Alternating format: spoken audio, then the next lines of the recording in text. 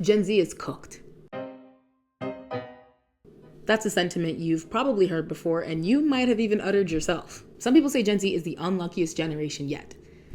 And there's actually a pretty strong case for that. I'm primarily going to be speaking from an American Gen Z perspective today because that is the one that I hold. But I guarantee you this can be parallel to other parts of the world, not just the West. It is, in fact, maybe not the best time to be a young adult right now. I live in New York City, a city that has historically had issues with cost of living. And yet the problems that once felt so innate to being a New Yorker are now seeping and finding their way all across this country. The cost of living everywhere has gone up. To millennials, buying a house seemed like a pipe dream, and to Gen Z, asking if they want to buy a house just seems like a cruel joke. The housing market is so bad that Gen Z aren't even really considering buying a home as a feasible option down the line, especially not when rent keeps increasing along with the price of groceries. None of these things are very enticing and make people want to look towards the future with glee. And this instability, it trickles its way throughout society. We see it in the falling birth rate, which is also in and of itself a huge representation of the societal fractures that exist. Ask anybody in Gen Z, they'll tell you the state of dating is absolutely atrocious. And this is pretty fair across the board, whether it's in heterosexual spaces, queer spaces, Black spaces, Asian spaces.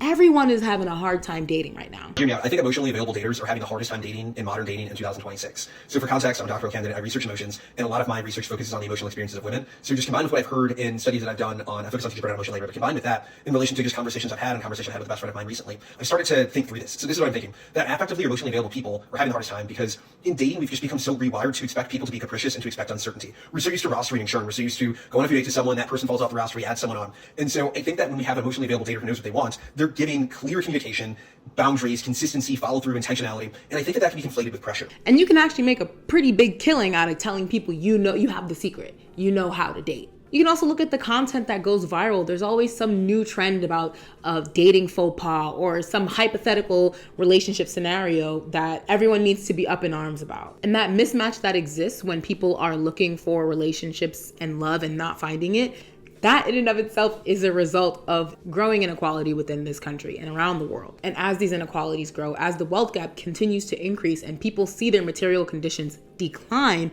you are going to see an increase in political turmoil and political instability. So you have a more fractured than ever voting base. There are these constant culture wars that exist. And a strong man will always present themselves as having the catch-all answer as to what is wrong with the times. Somehow the answer is never that maybe 10 people should not own every single thing that we have, but they always find a very convenient and cushy scapegoat. In America, at this point, that's taken the role of immigrants, but this all trickles down from immigrants to where the people with the least amount of blame are going to be cis-het white men. And as all this political turmoil is taking place, you have an economy that is actively flailing. And then the political turmoil kind of feeds into the worsening economic situation because in that need to have a quick and easy answer to the question of why is everything going wrong, that strongman that you've put in place says, well, we just need to show a force. We just need to show that we're the biggest and the baddest, and then everyone will start working in our way again. So now you're engaging in conflicts that are negatively affecting the world, most importantly, ending the lives of human beings. But if you need to make it about you, this is also negatively affecting your wallets directly. Not to mention that the earth is on the brink of collapse. The actual earth itself cannot sustain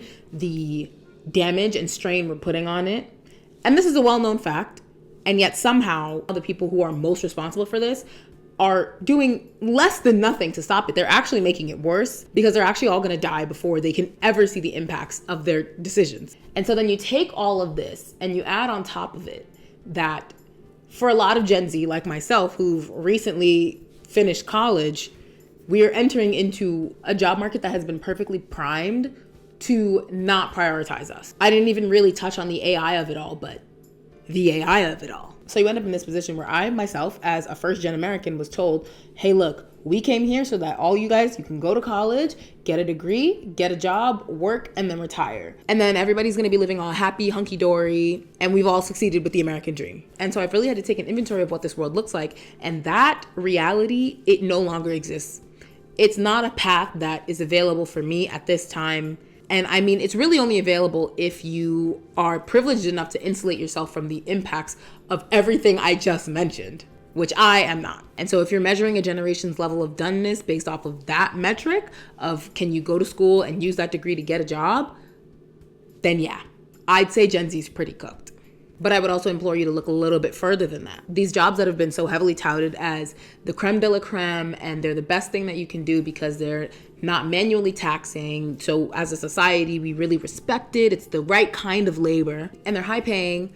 When you really observe these jobs, a lot of them actually are not offering you all that much stability. The pay is just not keeping up with the rising cost of living, and you have little to no real job security. And that was before, when the option of having one of these jobs was a bit more reasonable. And so now myself, as a recent college grad, I'm looking around and I'm reading the room, and I can see it's actually not in my best interest to even try and take this path, because I could put my feet to the pavement, really grind and try and get this job. But then what? No one who's ever had any of these jobs has ever liked them. And even if there's one person who has, I know I wouldn't. I wouldn't be fulfilled doing this work. And so then Gen Z ends up having to weigh the cost and the benefit of going after one of these jobs and maybe not. Maybe trying something a bit less traditional. When you take the traditional route right now, for one, you'll probably be out of work for quite some time, which if you're living home, maybe that's fine. Maybe you like the situation that you're in, and that's okay. Then maybe that's not such a huge deterrent for you. Some people have rent, so that actually is a huge deterrent. You will probably end up being overworked and underpaid. You finally get the job that you've been looking for, and you end up in this sort of subsistence, slave, wage, labor kind of position. Was it worth it? And then a huge part of that is also you're probably looking for a job that doesn't necessarily fulfill you. So you're doing all this work to find a position that you don't even want to be in. That's pretty tricky on your mental, in a bad way. And so I, like many of my fellow Gen Z counterparts, have decided to go the non-traditional route. And for me, I want to stress, I don't even really know what that means as of yet. All I know is that it would serve me better to maybe take a job where I can pay my bills for now and work on my own creative crafts and endeavors. And a lot of people are sharing the same sentiment. Just head to TikTok and you'll see a bunch of people posting about the fact that the job market is so bad, you might as well follow your dreams. And this is a tried and true concept. When times get hard, people turn to creation because it is innate to the human experience. We sing, we dance, we make art. And obviously it would be great if this came from a very positive place where everyone was being fairly compensated for their labor and we were making art because we just want to and we know how important it is to have. But that's not the case this time. And I think as more and more people come to the realization that it's in our best interest to just do what we want and to be the forward thinkers, to be the risk takers, what we will have on our hands as the old systems kind of crumble around us is going to be a renaissance of sorts. Similar, yes, to the European Renaissance, in that the people who are driving this are going to be the creatives. It's going to be the people not afraid to make bold moves, and it will be championed by people who are ushering in change.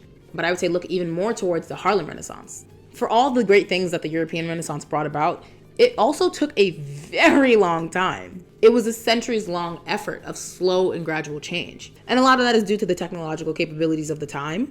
But even something just like the Harlem Renaissance that happened less than 100 years ago, that took place very quickly. At their core, both of those were movements heralded by people who were in positions of prolonged suppression because people don't stay down. And the most difficult time to be one of these championers, these activists, or these artists is going to be right before your ideas are accepted. Like they say, it's always darkest right before dawn. And let us not overlook the importance of these movements. We have so much to be thankful for because of the people who took the risks and the chance that they did on during these movements. Movements that could not have happened without the crumbling of the old world order.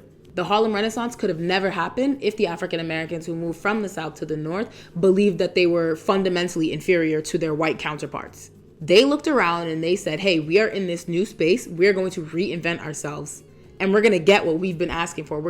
And if you won't give it to us, we're going to make it. We're going to create our own spaces. And as a result of that, so many things have been improved upon for so many people. And so many new artistic creations and expressions have been made. Without the Harlem Renaissance, there is no hip hop. There is no streetwear. Without the Harlem Renaissance, Black culture does not get the opportunity to eventually proliferate around the world. Because yes, a lot of culture around the world nowadays is directly influenced by Black culture that comes from these same people who are willing to take risks and be bold, especially when staring on the face of a regime that doesn't want you to exist. Now look, I am not naive by any means. I know that we don't all just join hands and say, hey, we need to make a difference for everybody and make the world a better place, and then it happens. But I also know that during these times, we need hope. I look around and I see so many people who are spreading this narrative that everything's lost, there's no hope, we're cooked. And I fundamentally disagree with it, because if we're cooked, if we're lost, if there's no hope, what's the point? Why would we keep going?